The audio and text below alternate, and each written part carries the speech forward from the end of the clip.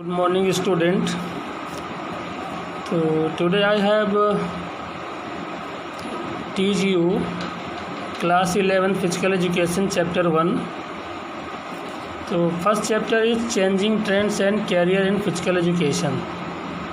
तो सबसे पहले हम चैप्टर को स्टार्ट करने से पहले आपको ये बता देना चाहते हैं कि फ़िज़िकल एजुकेशन एक ऐसा सब्जेक्ट है जिसमें कई सब्जेक्टों का मिश्रण है या मिलन भी कह सकते हैं हम।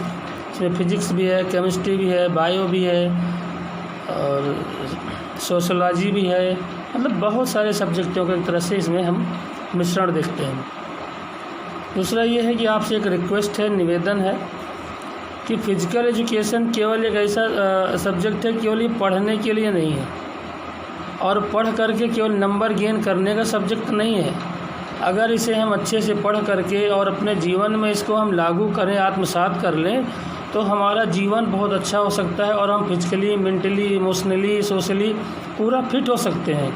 तो ये आपके ऊपर डिपेंड करता है कि आप कैसे इस विषय को टैकल करते हैं। हमारी कोशिश होगी कि हम अपने सब्जेक्ट में आपको अच्छे से पढ़ाएं, अच्छे से समझाएं और इस सब्जेक्ट का जो मोटो है उस मोटो पर हम अपने उद्देश्य पर और अपने टारगेट पर हम खरा उतरें और आप भी इस सब्जेक्ट को पढ़ करके इसका जो है फ़ायदा उठा सकते हैं और उठाएं।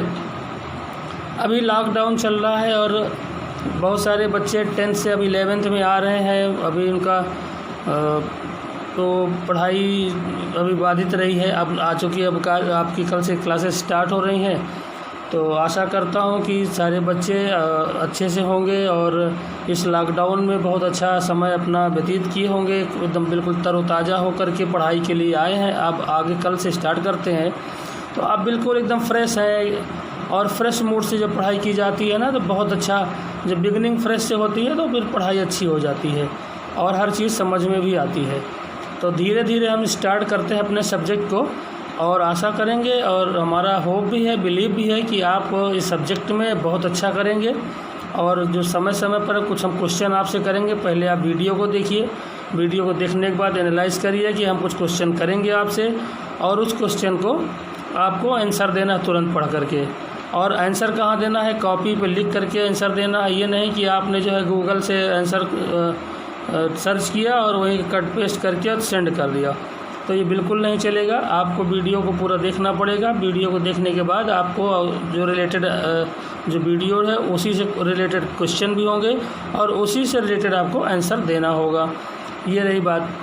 दूसरा ये है कि फ़िज़िकल एजुकेशन आपके जीवन को मोरालिटी देने के लिए, आपको एथिकल चेंज लाने के लिए, आपको समाज में कैसे रहना है, कैसे बैठना है, कैसे उठना है, कैसे बिहेव करना है, कैसे लोगों के बीच में हम अपनी बात को रख सकते हैं, ये सब कुछ सिखाता है, बहुत कुछ बताता भी है।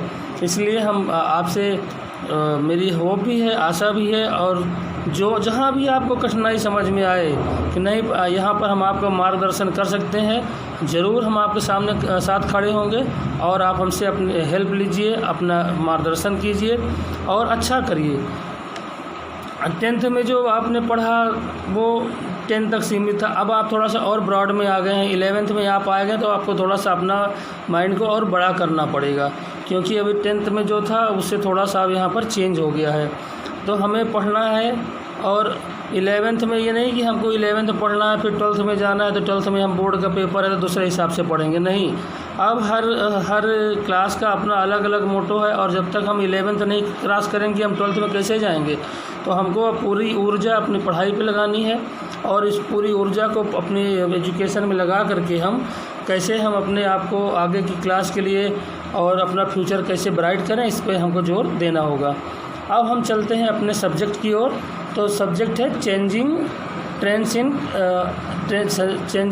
And career in physical education. तो स्वामी विवेकानंद जी ने कहा है कि the world is greatest gymnasium where we come to make our self strong. ये उन्होंने कहा है कि ये वर्ल्ड बहुत महान जिम्नेजियम है जहाँ पर हम अपना अंदर का और बाहर का स्ट्रांग बनाने के लिए आते हैं। और हमारा जितना भी ताकत की चीज़ है, जो हमारे अंदर की चीज़ है, वो बाहर हम आवश्यक को बाहर लाते हैं, मजबूती के साथ लाते हैं। तो इसको हम विवेकानंद के जो शब्द हैं, उन शब्दों का पालन करते हुए हम आगे थोड़ा सा बढ़ते हैं। तो इंट्रोडक्शन है। When we hear the word education, the image that springs up in our mind is usually that of a classroom filled with students focused on books spread open on identical desks while a teacher looms over the between neat rows of benches. This is perhaps because we automatically associate the term with knowledge acquired through textbooks. Education in a general sense is restricted to the inside of school and college, where lectures are given in a time-bound manner and exams are set to test our brains. Our body, however, is not solely about the brain.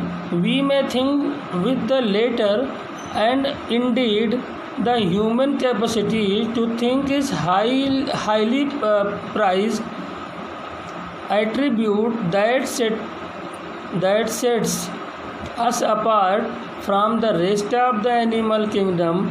But we breathe with our lungs, run with our legs, eat with our hands.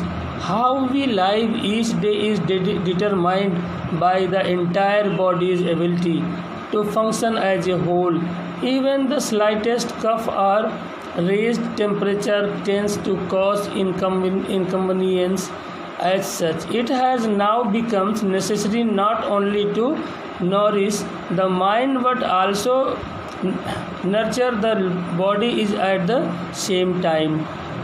Physical education was born out of this particular necessity. Its primary goal is to increase the student's productivity by keeping him physically fit by including physical activity programs as part of the curriculum. In this chapter, we will learn more about its definition, aims, history, in the context of Indian education as well as career option. तो पृथ्वी के लोगों के लिए physical education की जो concept है, ये धारणा नई नहीं है। वास्तव में फिजिकल एजुकेशन की जड़ें बहुत पुराने समय से ही हमारे यहाँ मौजूद रही हैं। यद्यपि पुराने समय में इसका प्रयोग डिफरेंट टाइप से किया जाता था, अलग अलग व्यक्तियों के लिए इसका अर्थ भी भिन्न भिन्न था। तो वास्तव में फिजिकल एजुकेशन वर्ड कठिन और थोड़ा सा विस्तृत आधार वाला लगता है। इसमें कई विचारधाराएं शामिल हैं, कई इसमें विचारधाराएं सम्मिलित हैं। प्रारंभ में स्टार्टिंग में फिजिकल एजुकेशन वर्ड का यूज़ फिजिकल एक्टिविटीज़ के लिए किया जाता था, क्योंकि फिजिकल एजुकेशन लोगों के जीवित रहने के लिए आवश्यक थी। लेकिन फिजिकल एजुकेशन पर सबसे अधिक जो फोर्स दिया पुराने समय में यूनान में ही दिया गया। सुकरात, अरस्तु, प्लेटो जैसे महान फिलासफर के विचार थे कि फिजिकल जो एक्सरसाइज है, जो प्रशिक्षण है, युवाओं के लिए अत्यंत ही बूस्ट अप करने वाला है, आवश्यक है। ओल्ड टाइम में इंडिया में भी फिजिकल एक्टिविटीज़ लोगों के लाइफ के अभिन्न अंग था। इस प्रकार डिफरेंट सभ्यताओं में फिजिकल एजुकेशन को सही अर्थों में नहीं समझा गया। किसी का यह विचार था कि फिजिकल एजुकेशन वह है जो फिजिकल शास्त्री करते हैं, यानी कि जो योग कर लेते हैं या इधर उधर कुछ थोड़ा सा नाक इधर दबा लिए, इधर से हवा निकाल दिए, तो इस तरह के लोग समझते थे। कई बार इसे फिजिकल ट्रेनिंग और खेल, body sports culture, health education और मनोरंजन समझा गया।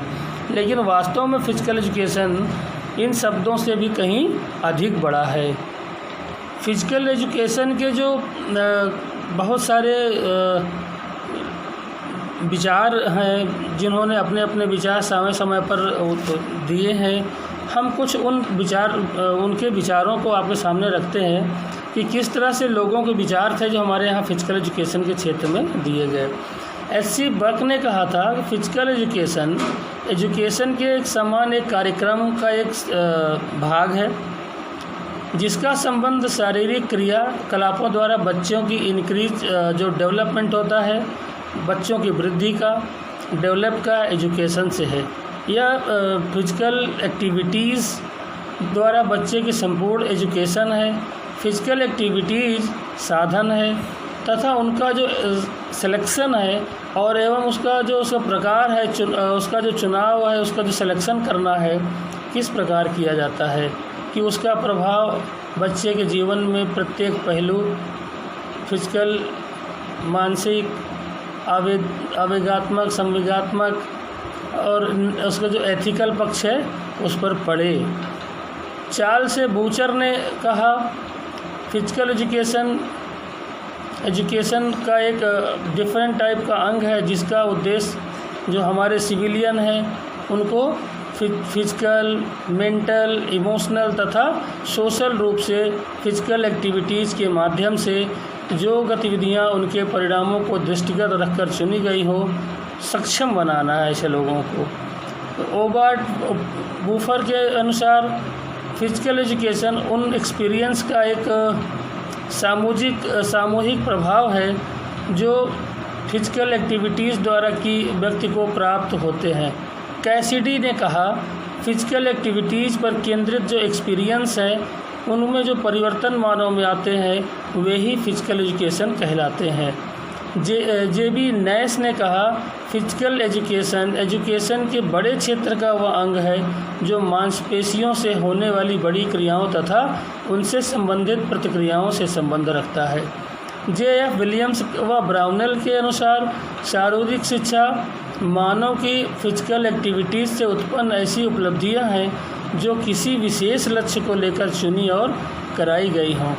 सी.सी. कोवेल के अनुसार फिजिकल एजुकेशन पर्सन विशेष के सामाजिक जो बिहेवियर है उसमें चेंजिंग लाना, मसल्स तथा उनसे संबंधित बड़ी जो गतिविधियां हैं उनकी जो प्रेरणा होती है उनकी प्रेरणा से हम इसे प्राप्त करते हैं या उपज में ले आते हैं।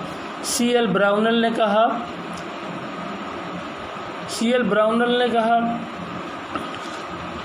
Physical education is the accumulation of wholesome experience through participation in large muscles activities. Brownell ने फिजिकल एजुकेशन को कहा उन परिपूर्ण संतुलित अनुभवों का जोड़ है जो व्यक्ति को बहुपेशी प्रक्रियाएं जो होती हैं उसमें भाग लेने से प्राप्त होती हैं और उसकी जो अभिवृद्धि है, उसका जो डेवलप है, उसकी जो चरम सीमा तक बढ़ाते हैं, ये वो चीज़ें होती हैं। तो इसको हमने आपको कुछ महान विचारकों के बारे में बताया। कुछ हम इंडियन हैं उनके बारे में, जो हमारा केंद्रीय सलाहकार बोर्ड है उसके बारे में हम बताना चाहेंगे। तो इंडियन फिजिकल एजुकेशन और रिक्रिएशनल जो मंत्रालय है हमारा, जो सलाहकार बोर्ड है, के अनुसार फिजिकल एजुकेशन वो एजुकेशन है कि जहाँ पर एजुकेशन संपूर्ण व्यक्तित्व को तथा उनकी फिजिकल एक्टिविटीज़ तथा उनके शरीर, मन एवं जो आत्मा के पूर्ण रूप में डेवलप हेतु दी जाती है।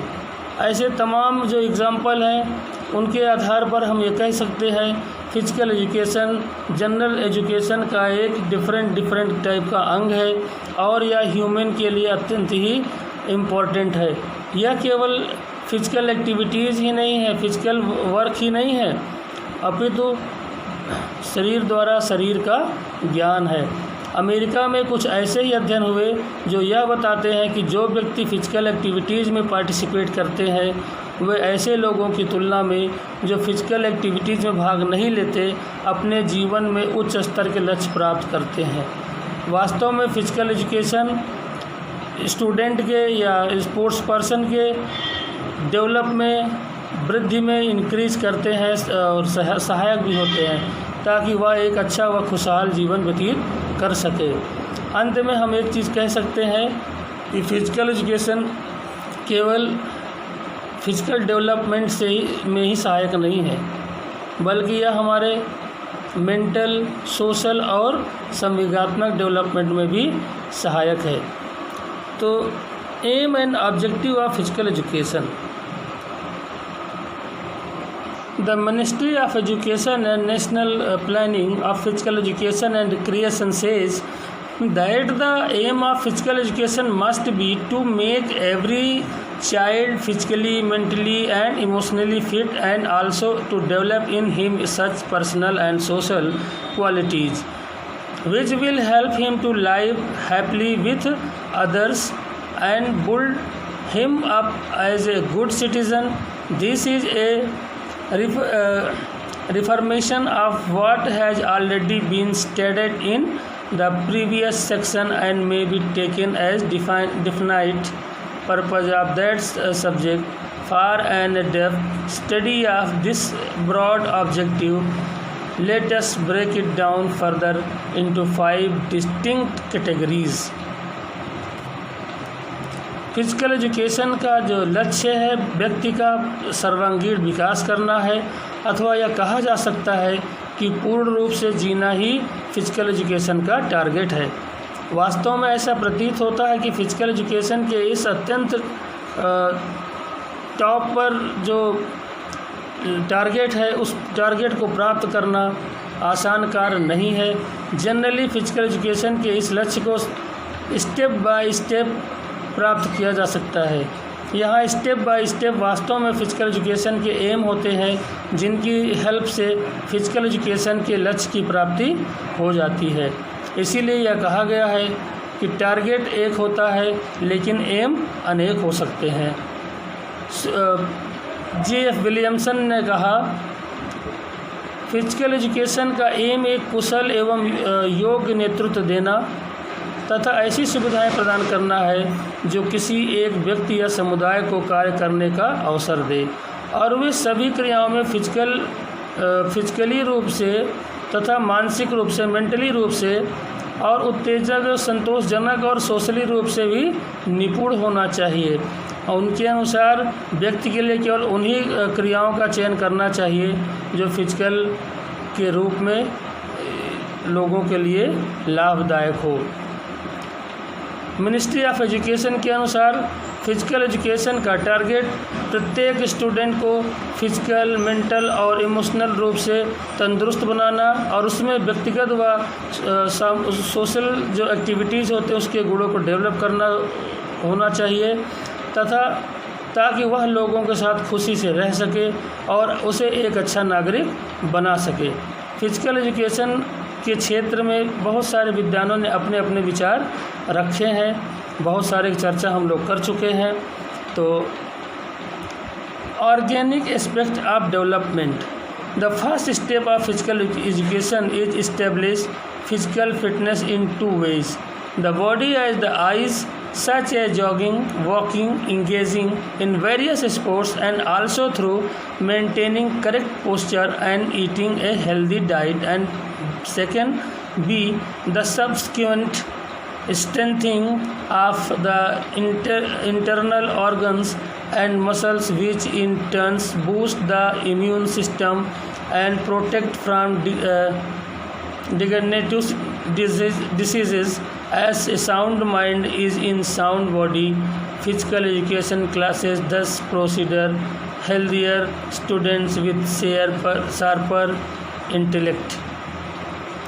फिजिकल डेवलपमेंट का जो चीफ एम है, मुख्य उद्देश्य है, वो फिजिकल डेवलप है। यह हमारे फिजिकल इंस्टीट्यूशन जैसे ब्लड का संचार करना, जो हमारी ब्रीथिंग सिस्टम है, जो हमारी स्नायु प्रणाली है, इम्यून सिस्टम है, मसल सिस्टम है, और जो हमारी पाचन सिस्टम है इत्यादि का जो डेवलप करना है, तो हम इसको कैसे कर सकते हैं। फिजिकल एजुकेशन फिजिकल एक्टिविटीज़ से संबंधित है, और जब हम फिजिकल एक्टिविटीज़ करते हैं तो उनका हमारे शरीर के जो डिफरेंट ऑर्गन्स हैं उसका विकास होता है और उनके विकास के उद्देश्यों से संभव है कि हम एक अच्छा बॉडी बना सकते हैं, एक अच्छा शरीर हम बना सकते हैं। और बॉडी बनाने का मतलब ये नहीं कि बाहर से हष्ट-पुष्ट दिखना नहीं, जो हमारे शरीर के जितने भी ऑर्गन्स हैं उनको मजबूत करना, उनमें शक्ति देना, उनमें प्राणवायु को भर कर रखना, जिससे किसी भी काम को बिना किसी कठिनाई के हम कर सकें, ऐसे काम को करना, यही हमारा उद्देश्य होना चाहिए। फिर है मेंटल डेवलपमेंट। यह उद्देश्य व्यक्ति के मेंटल डेवलपमेंट से संबंधित है। मेंटल डेवलपमेंट से कार्यक्रम में कई सी क्रियाएं होती हैं जो हमारे मेंटल को जागरूक कर दें, ध्यानमग्न बनाएं और सही मापदंड दें। वास्तव में यह एक दो तरह की रास्ते बनाने वाली प्रक्रिया है। एक फिजिकल एक्टिविटीज़ जो मेंटल को तेज़ बनाती है और दूसरी इन क्रियाओं के जो परफॉर्मेंस है मेंटल को जो एकाग्र करती है, मेंटल को एकाग्रता बनाती है, एकाग्र बनाती है। इन क्रियाओं के सहित फिजिकल एजुकेशन भी अन्य विषयों की तरह भी एक विषय हो चुका है। इसमें खेलने के तरीके, नियम, साइकोलॉजिकल एजुकेशन, शरीर की जो हमारे बॉडी के जो कल्चर है उसकी जो रचना है, कैसे बैलेंस डाइट लेना और कैसे हेल्थ रहना, कैसे रोगों से दूर रहना, और जो हमारा इंडिविजुअल हेल्थ है उसके बारे में कैसे अपना ख्याल रखना, तो ये सब चीज़ें इसके अंदर आता है, मेंटल डेवलपमेंट के अंदर आता है, जिसमें खिलाड़ी अपना स्वयं का जो एकदम फ्रीडम होकर के निर्णय स्थिति के अनुसार ले लेता है और वह अपने मानसिक विकास को प्राप्त कर लेता है। तो स्टूडेंट आज इतना ही है। अब कल हम सोशल डेवलपमेंट, न्यूरोमस्कुलर कोऑर्डिनेशन और changing trends in physical education के बारे में आपसे डिस्कस करेंगे। तो आपसे यही उम्मीद है कि आज फर्स्ट डे है, आप लोग अच्छे से वीडियो वॉच करेंगे, देखेंगे, और उसके बाद जहाँ भी आपको समझ में नहीं आया है आप हमसे डिस्कस कर सकते हैं। हम आपको दोबारा अब इस चैप्टर को जब रिवीजन कराएंगे फिर हम आपको समझाएंगे। तो आप बिल्कुल अच्छे से पढ़िए। हम आपको उस बुक की लिंक भी भेज देंगे, आप लोग उसको पढ़ करके और फिर हमें आंसर दीजिए। बहुत बहुत धन्यवाद।